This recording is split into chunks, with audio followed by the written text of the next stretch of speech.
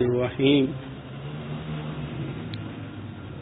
يا أيها الذين آمنوا اتقوا الله وقولوا قولا سديدا يصلح لكم أعمالكم ويغفر لكم ذنوبكم ومن يطع الله ورسوله فقد فاز عظيما صدق الله العظيم اللهم رب اشرح لي صدري ويسر لي أمري واحلل عقدة من لساني يفقهوا قولي ربي زدني علما ربي زدني علما ربي زدني علما اللهم صل على محمد النبي الأمي وأزواج أمهات المؤمنين وذريته وآل بيته كما صليت على إبراهيم إنك حميد مجيد اللهم صل على محمد النبي الأمي وعلى آله وأصحابه وبارك وسلم. یہ کائنات انسانوں کی ابتدا سیدنا آدم علیہ السلام سے ہوئی، اسی لیے آپ کو ابو البشر اور ابو تراب، تراب مٹی کو کہتے ہیں.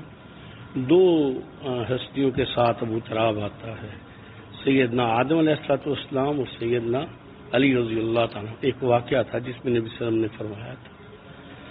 تو پھر حضرت آدم علیہ السلام کی پسلی سے اماں حوا السلام کو، جو ہم ساری کائنات کے انسانوں کی امی جان ہیں، پھر ان دونوں کے ملاپ سے اللہ جل شانہ نے انسان پیدا فرمائی.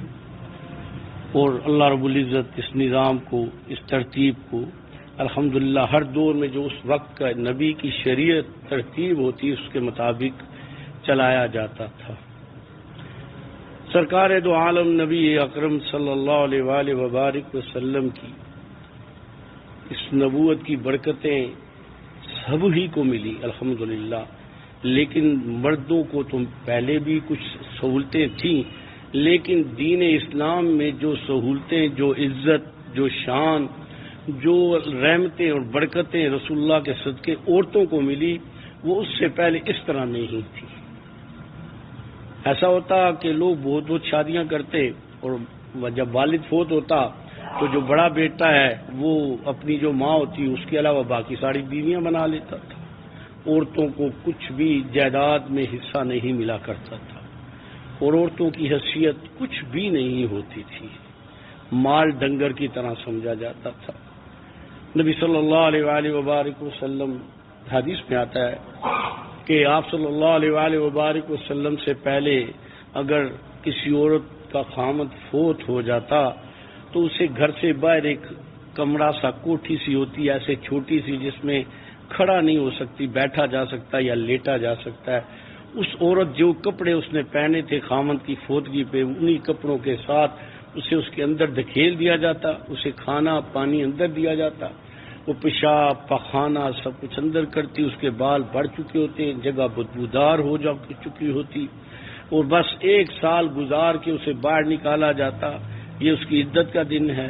پھر اس کے اوپر اونٹوں کی بینگنیں پھینکی جاتی، اس کی عدت ختم ہوتی تھی. سرکار دو عالم نبی اکرم صلی اللہ علیہ وسلم وما ارسلناک الا رحمۃ للعالمین، آپ کے صدقے تو الحمدللہ وہ کچھ ملا جس کا تصور بھی نہیں.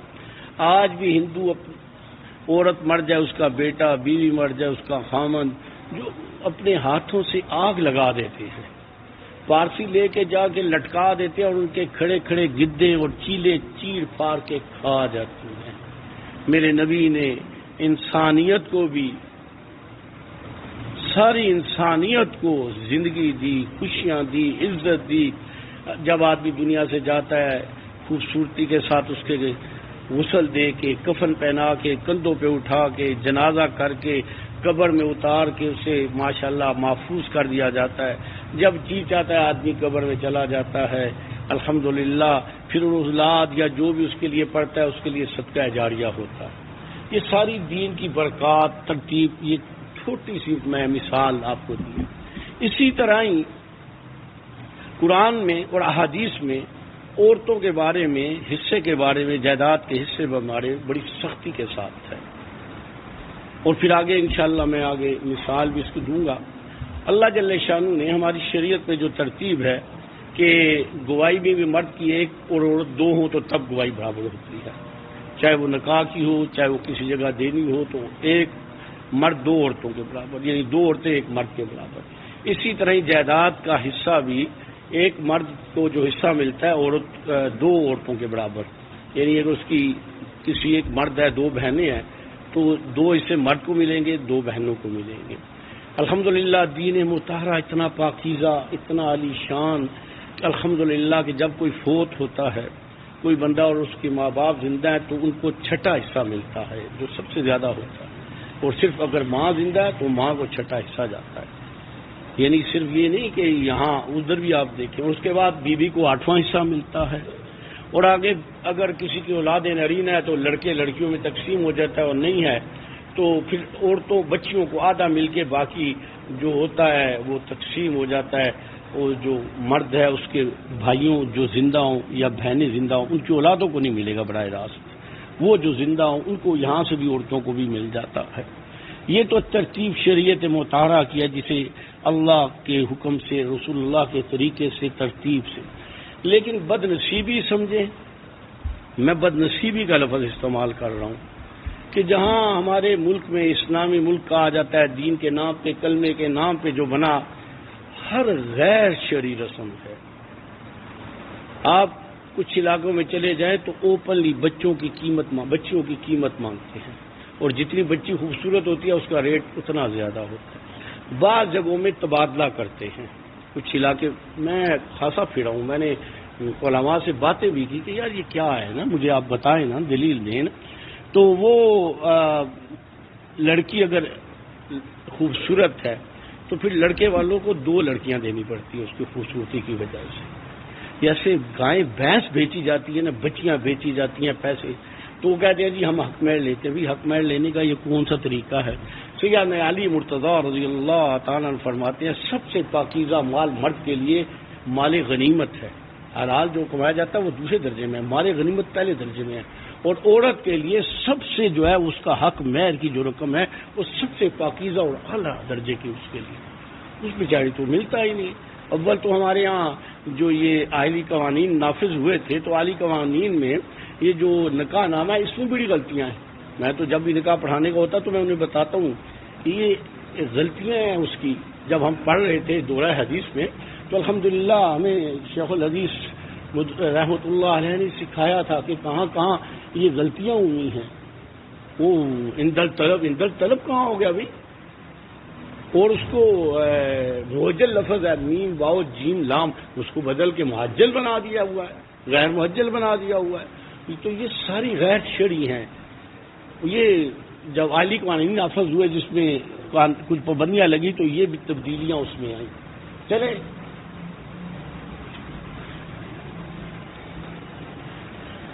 تو اس اعتبار سے یہ بھی اگر آپ دیکھیں تو چلیں اس سے آگے چلتے ہیں تو عورتوں کو اللہ جل شانہ نے جائیداد میں حصہ دیا ہے، اور جس طرح مرد کو دیا ہے اللہ نے اس طرح عورت کو دیا ہے۔ اور ہمارے ہاں عورتوں کو بہت تھوڑے لوگ ہیں جو عورتوں کو حصہ دیتے ہیں، بھائی جو ہے نا اپنی بہنوں کو دیتے ہیں۔ میں ایسے بدبخت مرد دیکھے ہیں جو مرتے وقت وصیت کرتے ہیں کہ بیٹی کو حصہ نہیں دینا۔ میں گواہ ہوں ایسے لوگوں کا۔ میں نے تو نے کہا سیدھا سیدھا تیرا باپ جہنم میں آئے، اللہ کے ساتھ ٹکر، رسول اللہ کی شریعت کے ساتھ ٹکر کہہ کے جاتے ہیں، وصیت لگاتے ہیں بیٹیوں اپنی بہنوں کو نہیں دینا ہے تم نے، اور وہ بڑی بڑی جائیدادوں ہیں۔ اس طرح ہی بلوچستان کے علاقے میں بچی کی شادی کر دی جاتی ہے قرآن مجید سے، وہ شادی کر کے قرآن مجید سے کون سی شادی؟ تو ظلم عظیم، اللہ کے کلام سے شادی، تاکہ اس کو حق مہر نہ دیا جائے۔ یعنی آپ دیکھیں ظلم پہ ظلم، ہم جب اپنی انا کے لیے، اپنے نفس کے تقاضوں کے لیے کتنی ناجائز اعمال کرنے پہ آ جاتے ہیں، اور اس کے بعد جو والد ہے وہ نہ بھی وصیت کر کے جائے یا وصیت کر کے جائے تو اکثر لوگ رواج یہ بن جاتا ہے بہنیں لکھ دیتی ہیں یا لکھوا لیا جاتا ہے یا مجبور کیا جاتا ہے یا جی رواج ہے لکھنا ہوتا ہے۔ تو بھی گزارش ہے، سب غیر شرعی ہے، سب حرام ہے، ناجائز ہے۔ اگر کسی بھائی نے بہن سے لکھوا لیا یا خاندان والوں نے رواج سے لکھیا تو قانوناً اس کے نام اگر آ بھی گئی جائیداد تو بھی شرعی طور پہ نئی مرد کی جائیداد ہے۔ اگر وہ زندہ ہے تو اسے واپس دینی ہوگی، اور اگر مر گیا تو اس کے بچے جو لے رہے ہیں وہ حرام کھا رہے ہیں۔ فقہا نے بڑی میں انشاءاللہ یہ جو ریکارڈ ہوگا اس کے ساتھ میں فتووں کی کاپیاں انشاءاللہ ساتھ لگاؤں گا۔ کہ جو بچے عورت ہے اس کے بچے ڈیمانڈ کر سکتے ہیں کہ ہماری ماں سے لکھایا گیا تھا غیر شرعی ہے، چاہے اس نے خوشی سے لکھا ہے، مجبور ہو گئی ہے، میرا ختم ہو جائے گا، ننیال ختم ہو جائے گا، اور یا بعض دوسرے حربے استعمال کرتے ہیں، مجبور کرتے ہیں بھائی ہمارا تیرا تعلق ختم ہو جائے گا۔ بھائی میں نے تو بہت واقع دیکھے ہوئے ہیں، وہ مجبور ہو جاتی ہے، وہ بھی کبھی بھائی نے بھی کہا چل میں اپنا حصہ تجھے، بہنیں ہی رہ گئی قربانی کا بکرا بننے کے لیے، کتنا ظلم ہے۔ یہ بہنوں کے لیے قانون ہے کہ وہ حصے دیتے ہیں، بھائی جو ہیں عمر اسٹینڈے اتنے امیر کبیر ہوتے ہیں اور بہنوں کو حصے کہا جاتے ہیں۔ پھر یہی ہوتا ہے کہ ان کی بیٹیوں کے بھی ساتھ یہی سلوک ہوتا ہے جو اپنی بہنوں کے ساتھ کرتے ہیں۔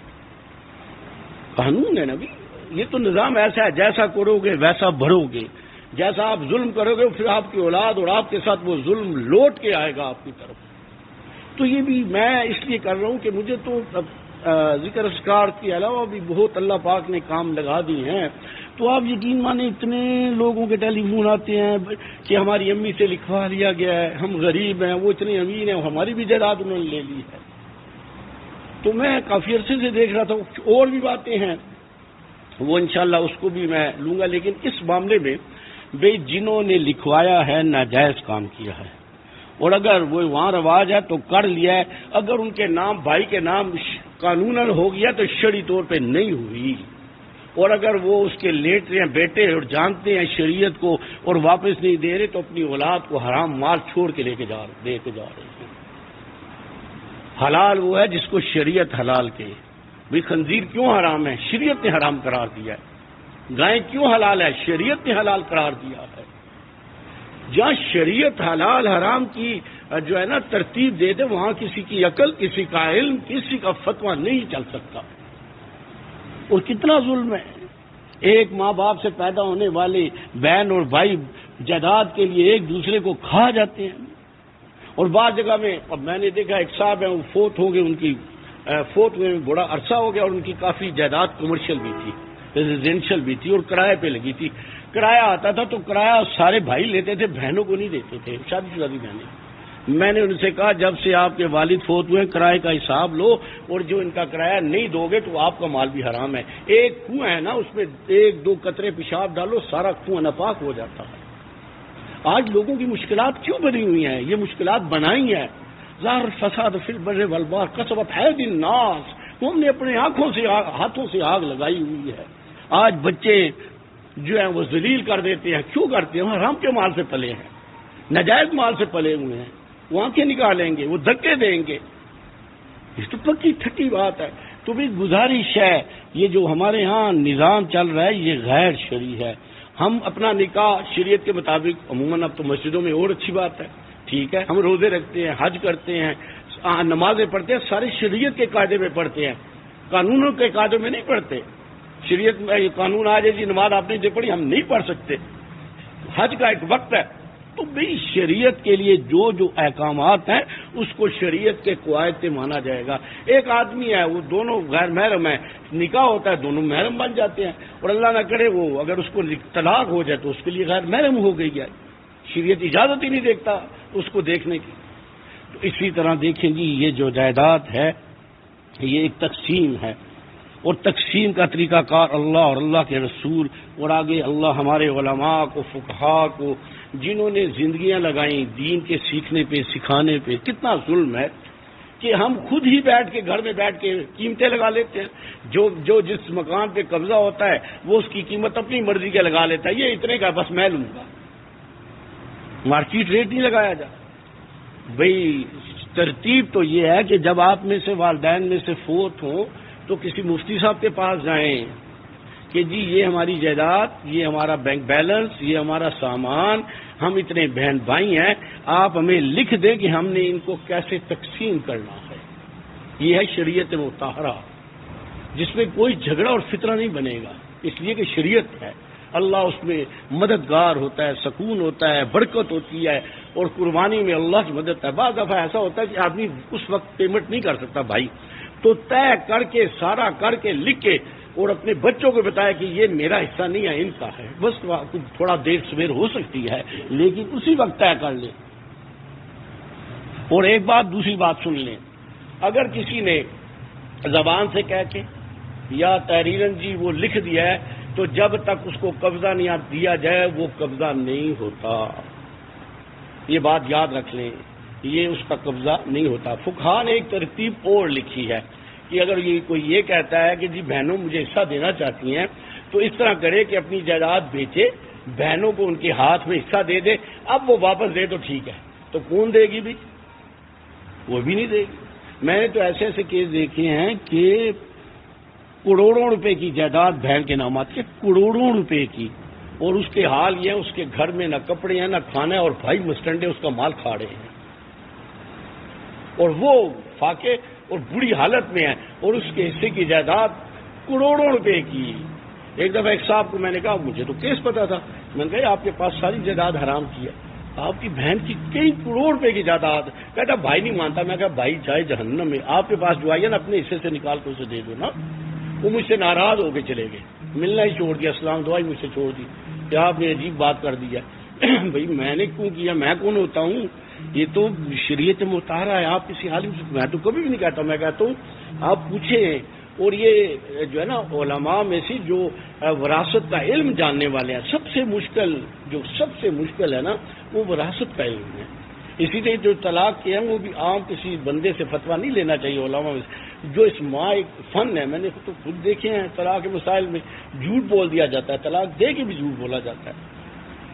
تو یہ بڑا نازک سے مسئلہ ہے. تو اس طرح جائیداد میں اگر کسی نے دینا ہے تو دے دے، اس کو قبضہ ہو جائے اس کا، پھر اگر دے دیا تو لے لو، ٹھیک ہے. پھر اور علماء نے یہ لکھا ہے، حضرت مولانا اشرف تھانوی رحمۃ اللہ علیہ نے بہشتی زیور میں بھی لکھا ہے، حضرت محمود اشرف مفتی بہت بڑے دارالعلوم کے ہیں، انہوں نے بھی لکھا ہے کہ جو عورتیں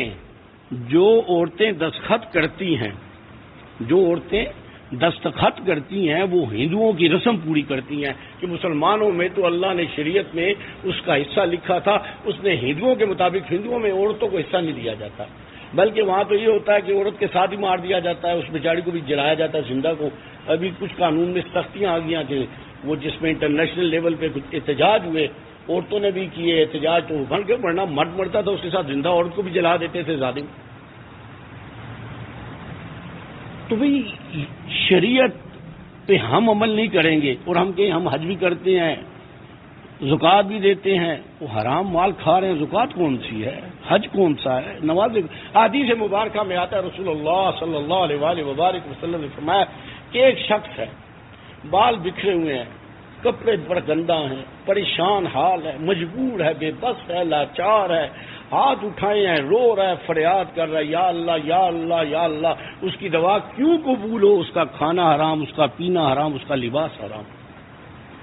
آج دعائیں نہ قبول ہونے کا سبب ایک یہ بھی ہے، دوسروں کے حصے کھا لیے گئے. بھائی کو دھوکہ دے رہا ہے، بھائی بہن کو دھوکہ دے رہا ہے. وہ بھائی پچھلے دنوں سے بہت بڑے ماشاءاللہ بہت بڑے عہدیدار تھے، تو مجھے ٹیلی فون کر کے کہتے ہیں یار بڑی پریشانی بن گئی ہے، بہت زیادہ جائیداد ہے، والد صاحب کی فوت ہو گئے ہیں. تو والدہ نے کہہ دیا کہ یہ ساری جائیداد جو اس کی کروڑوں روپے اس کے ماں کے حصے میں آ رہے تھے، یہ ساری میں اللہ کے راہ میں دے دوں گا. تو وہ میری ایک بہن ناراض ہو گئی ہے، اس نے عدالت میں کیس کر دیا کہ میری ماں کو حصہ نہیں ملنا چاہیے، اور بڑی اپروچ والی تھی، اس نے جناب وہ تاریخ ہی نہیں لگوانے دیتی تھی، اور کہتا جی تھک گئے ہیں، ٹوٹ گئے ہیں. میں نے کہا یار اس کو میرا نمبر دو، یہ کون سی انسانیت ہے؟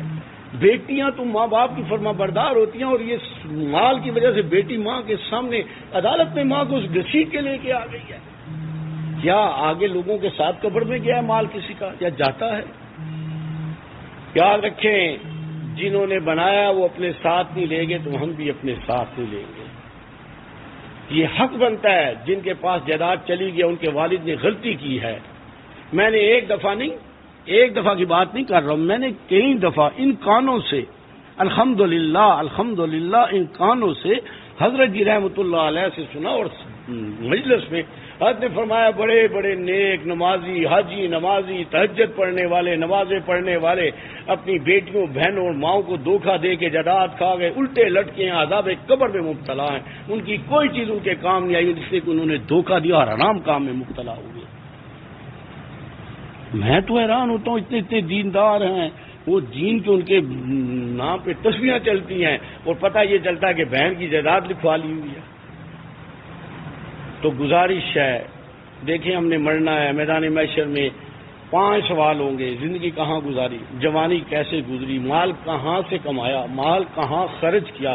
ہم کمانے میں پابند نہیں ہیں، خرچ کرنے میں پابند ہیں، لوگوں کو دکھانے کے لیے، شہرت کے لیے، گناہوں پہ، رواجوں پہ یہ جواب دینا پڑ جائے گا۔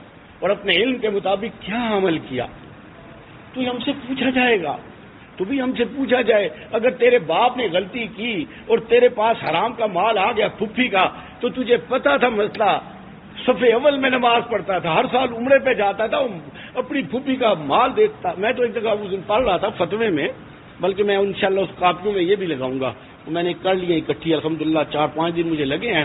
میں نے مختلف فتاوے، مختلف جو دارالعلوم ہیں، جو مختلف بڑے بڑے مدارس ہیں، ان سے کر کے سارا اس موضوع پہ اکٹھا کر لیا ہے۔ اور یہ بھی اس پہ ایک کہ جو لوگ اگر زندگی میں خطرہ ہو، میرے بچے اچھے نہیں ہیں، میری بیٹی کو نہیں دیں گے، تو زندگی میں بھی ترتیب ہے تقسیم کی، لیکن اس میں جو طریقہ ہے فقہا نے لکھا ہے کہ وہ اگر بیٹی کو بیٹوں کے برابر دے تو دے سکتا ہے، مستحب ہے۔ لیکن اگر ایسا ہے کہ اس کے بعد اس کے بیٹے بھی کاروبار میں تھے تو پھر تو وہ اعتراض کریں گے بھی ہم نے، تو وہ پھر آدھا دے گا، کوئی اس میں حرج نہیں ہے، اور ویسے بھی اگر آدھا دے تو گناہ نہیں ہے، لیکن اگر وہ پورا دے تو کوئی اعتراض نہیں کر سکتا، یہ بھی مستحب ہے، وہ بچیوں کو بچوں کے برابر حصہ دے گا۔ آپ فقہ اٹھائیں نا، مقصد ہے یہ میری بات تو نہیں، یہ تو شریعت مطہرہ کا ترتیب ہے۔ اگر کسی کو یہ خطرہ ہے کہ بچے ایسے لونڈر سے ہیں، بعد میں بچیوں کو رول دیں گے، تو اپنی زندگی میں کر کے دیں۔ دیکھیں نا شریعت مطہرہ نے، دیکھیں یہاں آ کے ہم پہ اعتراض ہوتا ہے، اور اعتراض کرنے والے جاہل ہوتے ہیں اور جواب دینے والوں کو شریعت کا نہیں پتا ہوتا نا۔ اب جائیداد تقسیم ہوتی ہے باپ سے بیٹا، باپ سے بیٹی، اگر درمیان میں یہ نکل جائیں تو پوتا اور نواسا براہ راست نہیں لے سکتے جائیداد۔ اسی لیے فقہا نے جو ترتیب میں لکھا ہے، تو جو لوگ دین کے خلاف وہ فتوے لگا دیتے ہیں، یہ دیکھو جی دادے کا پوتے کا اور نواسے، فقہا نے لکھا شریعت مطہرہ میں ہے کہ اس کے پاس اختیار ہے 30% وصیت کرنے کا، اور وہ بچوں کی جائیداد سے زیادہ حصہ پوتوں کو دے سکتا ہے، شریعت نے اجازت دی ہے، نوازوں کو دے سکتا ہے، تقسیم کر سکتا ہے۔ یہاں کوئی نہیں جانتا، اعتراض وہاں منہ کھول کھول کے شریعت مطہرہ پہ اعتراضات شروع کر دیتے ہیں، اور ہمارے جیل اسمبلیوں میں بھی یہ باتیں کر جاتے ہیں جنہیں پتہ ہی نہیں ہوتا کہ کیا چاہ رہے ہیں۔ تو خدا را دین علماء سے سیکھا جاتا ہے۔ یہ جو نیٹ کے ذریعے، موبائلوں کے ذریعے دین سیکھنے والا کام ہے، اس نے نئے نئے فطرے پیدا کرتے ہیں، نئے نئے عجیب مسائل پیدا کرتے ہیں، پتہ ہی کو نہیں ہوتا۔ مرضیوں کی ایپس ہے، مرضیوں کی ایپس ہے، شیعوں کی ہے، کس کا میں نے خود دیکھے ہیں، مجھے کئی بار ٹیلی فون، اس دن ایک سام ایسی تو میں نے دیکھا، تو وہ اہل تشیع کا تھا، کتاب بھی ریفرنس، تو انہوں نے، میں نے کہا آپ نے دیکھا ہی نہیں تو آپ نے یہ مجھے بھیج دیا، تو وہ پریشان سے ہو گئے۔ تو وہی بات یہ ہے کہ ہمارے علماء نے لکھا ہے کہ کتابوں کا مطالعہ خود نہیں کریں، کس مستند عالمی عالم سے پوچھے کہ میں کون سی کتاب مجھے پڑھنی چاہیے جس سے عقائد نہ خراب ہو، جس سے اعمال خراب نہ ہو، جس سے معاملات خراب نہ ہو۔ یاد رکھ لیں جو اللہ کے ساتھ معاملہ ہے نا، تو اللہ جل شانہ چھوٹی موٹی غلطیاں بھی معاف فرما دیں گے، کچھ گزارا بھی ہو جائے گا، لیکن جو لوگوں کا لین دین ہے نا وہ معاف نہیں ہوگا جب تک بندہ معاف نہ کرے۔ مفسرین نے لکھا ہے کہ یہ جنت اور جہنم کے درمیان اعراف ہے نا، کچھ لوگ اعراف میں جائیں گے، وہ نہ جنت میں ہوں گے نہ جہنم میں، نہ انہیں عذاب ہوگا نہ جنت کی نعمتیں ہوں گی، تو اس میں کئی لوگ وہ بھی ہوں گے، مثلا شہداء ہیں، شہید مرتا ہے، شہید ہوتا ہے تو خون کے قطرہ بہنے سے پہلے ہی اس کے گناہ معاف ہو جاتے ہیں، لیکن اس نے مال کھا لیا تھا، نہیں دیا تھا، نہیں ترتیب ہوئی، یا تو پھر ایسا ہوگا کہ اللہ پاک اپنی طرف سے، جیسا بھی تو لکھا ہے، اپنی طرف سے دے دیں گے اجر اس کے بدلے میں، اور یا اگر نہیں ہوگا اللہ کی اپنی مرضی ہے، مالک ہے نا بھائی، ہم جیسے کچھ جو چیز بنانا چاہیں بناتے، اللہ کی مرضی ہے، تو وہ جنت میں نہیں جائے گا، وہ اعراف میں جائے گا۔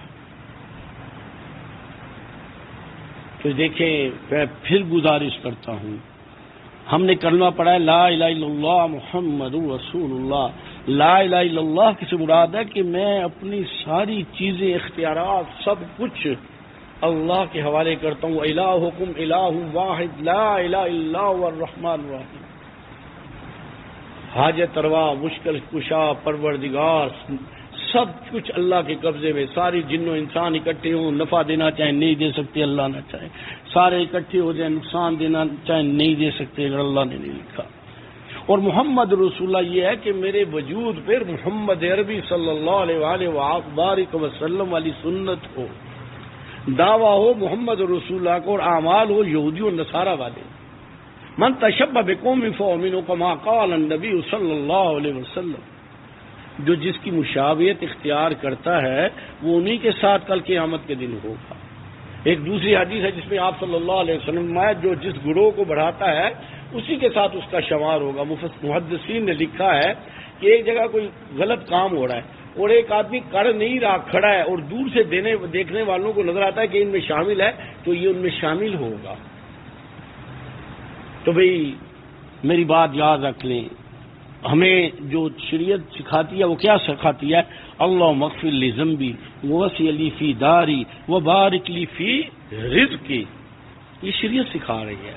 حضور صلی اللہ علیہ وسلم کی دعا ہے وضو کے درمیان میں، یعنی ہاتھ منہ دھو رہے ہیں، اللہ میرے گناہ بھی دھو دے جو دل کے اندر ہیں، جو میرے گناہوں کی نحوست ہے، اور اللہ میرا گھر وسیع کر دے۔ گھر تین ہوتے ہیں، دنیا کا گھر، قبر کا گھر اور حشر کا گھر، اللہ تینوں برکت والے۔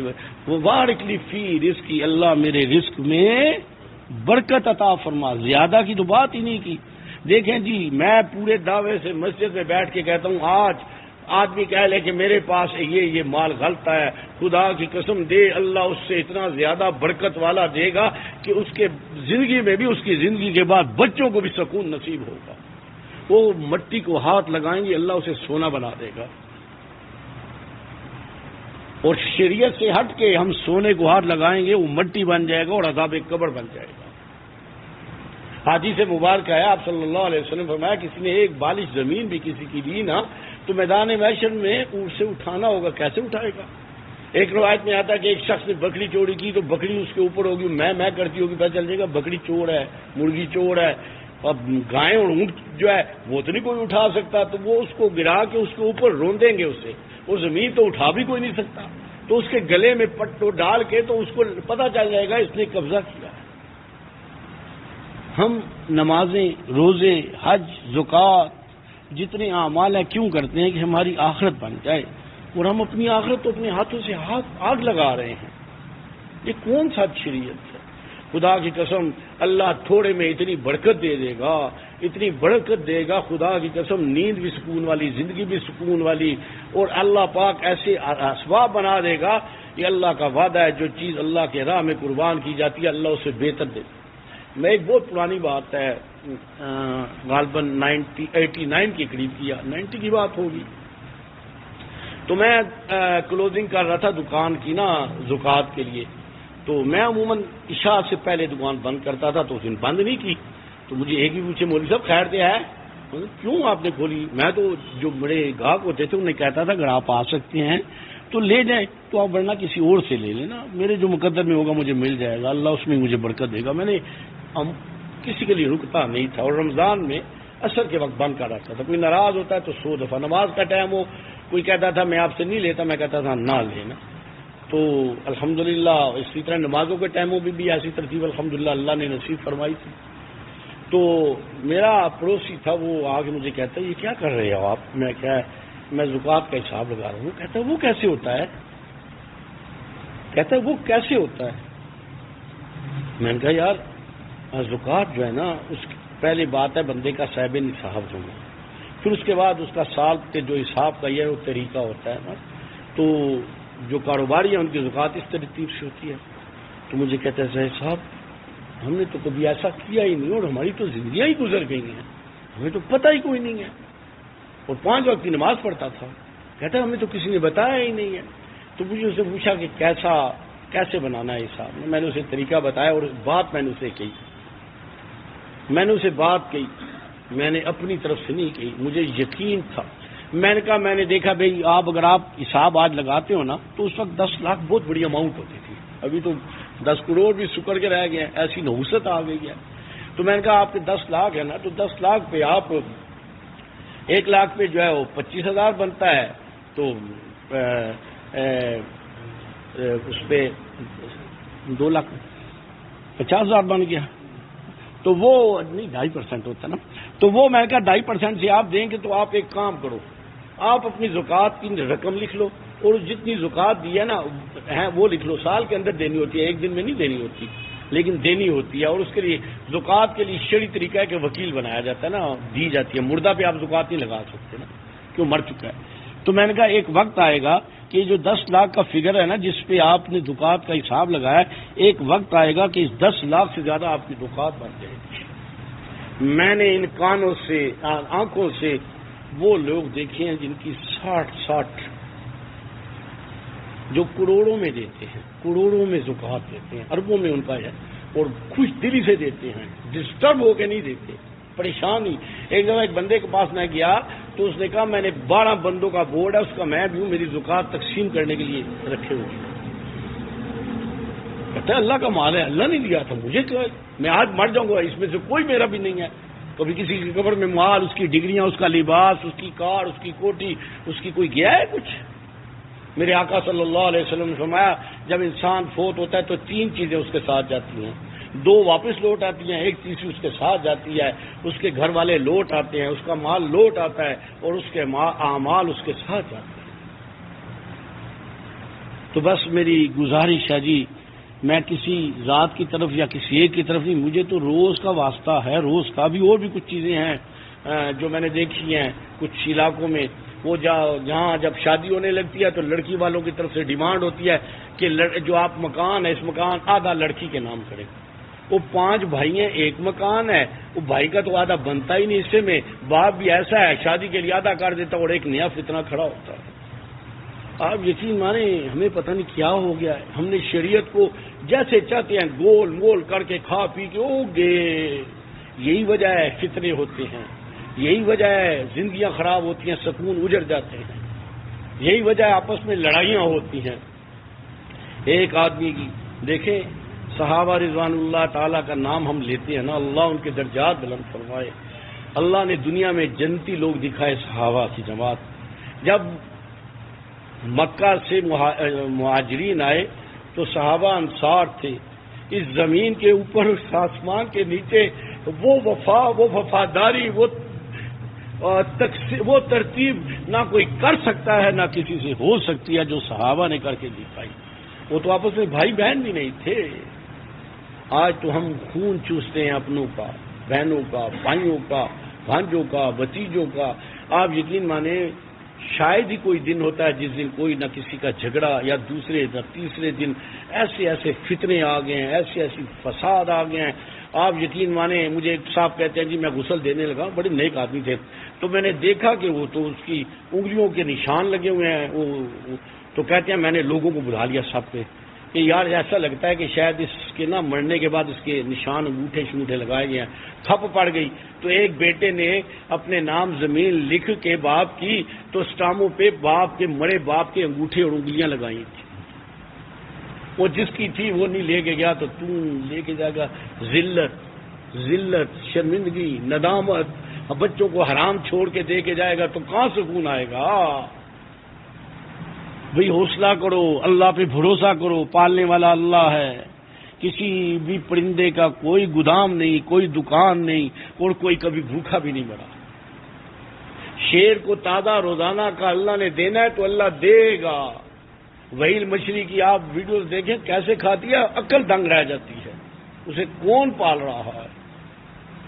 اتنے چرندے پرندے زیر زمین ادھر۔ سیدنا موسیٰ علیہ الصلوۃ والسلام کو اللہ پاک نے فرمایا ٹھہر جا موسیٰ، تو انہوں نے فرمایا یا اللہ اگر اجازت دے تو میں ذرا بندوبست کروں۔ اللہ نے فرمایا تیرے ہاتھ میں کیا ہے؟ فرمایا لاٹھی۔ فرمایا اس پتھر پہ مار۔ انہوں نے پتھر پہ ماری، پتھر ٹوٹ گیا اس میں سے۔ فرمایا اس پہ مار، تو اس میں سے ایک کیڑا نکلا، اس کے منہ میں ثبت پتا تھا اور کہتا تھا اس اللہ کا احسان ہے جس نے مجھے پتھر کے اندر میری خوراک۔ یہ چیونٹی جو ہوتی ہے نا، اللہ نے اس کو اتنا شعور دیا ہے کہ یہ دانہ لے کے جاتی ہے اپنے بل میں، اور جو دانہ اگ جاتا ہے اسے 2 ٹکڑے کر دیتی ہے، اب وہ نہیں ہوتا۔ اور بعض ایسے ہیں کہ جو 2 سے بھی ہو جاتا ہے اس کے 4 ٹکڑے کرتے ہیں۔ یہ شعور کس نے دیا؟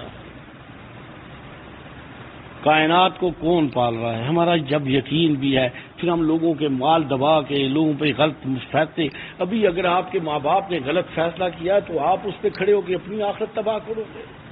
کیا بار اللہ نے اسی بات پہ ہی کھڑا کر لیا۔ حضرت ابویزید بستامی رحمۃ اللہ فرماتے ہیں کہ بارگاہ الہی میں پیشی ہوئی، کسی نے خواب میں دیکھا، فرمایا ابویزید میرے لیے کیا لے کے آئے؟ انہیں سرتاج اولیاء اللہ کہا جاتا ہے۔ فرماتے ہیں کہ مجھے بڑا فخر تھا کہ میں موحد ہوں، میں نے توحید پہ زندگی گزاری، تو میں نے کہا اللہ توحید لے کے آیا ہوں، تو اللہ نے فرمایا او ابویزید وہ توحید، ایک دفعہ تو نے دودھ پیا تھا، تیرے پیٹ میں درد ہو گیا اور تو نے کہا دودھ سے درد ہو گیا، درد میں نے ڈالا تھا کہ دودھ میں ڈالا تھا؟ ہم تو لوگوں کے خون لے کے جائیں، اپنے بھانجے، اپنی پھپھیوں، اپنی چاچیوں، کس کس کا ہم لے کے جائیں اور تم امید کریں کہ وہاں تو بھئی ہم تو ایسے انگلی کریں گے تمہاری سفارش ہوگی؟ نہیں، ہتکڑیاں پہ کے جہنم میں پھینکا جائے گا۔ یہاں تبادلہ سونے اور چاندی اور پیسے سے کیا جاتا ہے، وہاں تبادلہ اعمال سے کیا جائے گا۔ حدیث مبارکہ میں آپ صلی اللہ علیہ وسلم نے فرمایا غریب کون ہے؟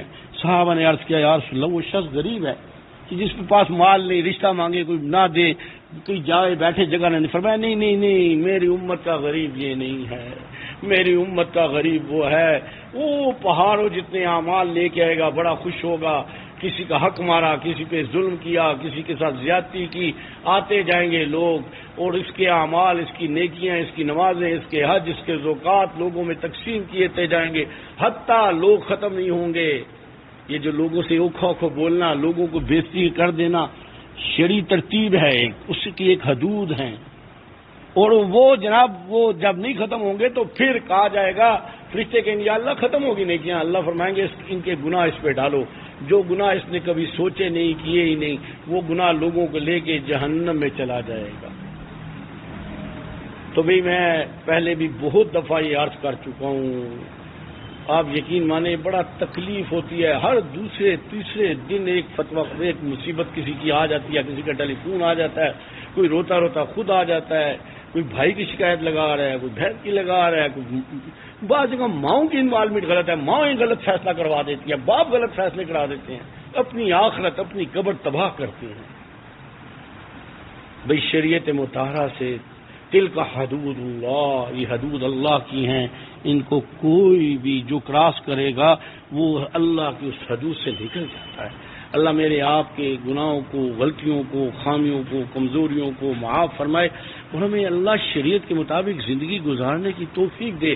اپنی خوشیوں کے لیے لوگوں کا خون نہ کیا جائے، اپنی خوشیوں کے نفس کے تقاضوں کے لیے لوگوں کا مال نہ دبایا جائے۔ بھئی کس کا ہے ایسا جو دنیا میں مال لے کے جائے گا قبر میں؟ کوئی لے کے گیا ہے؟ اللہ پاک ہم سب کو معاف فرمائے اور اللہ میرے آپ سب کے گناہوں کو معاف فرمائے۔ چلیے جی نماز ذکر کے لیے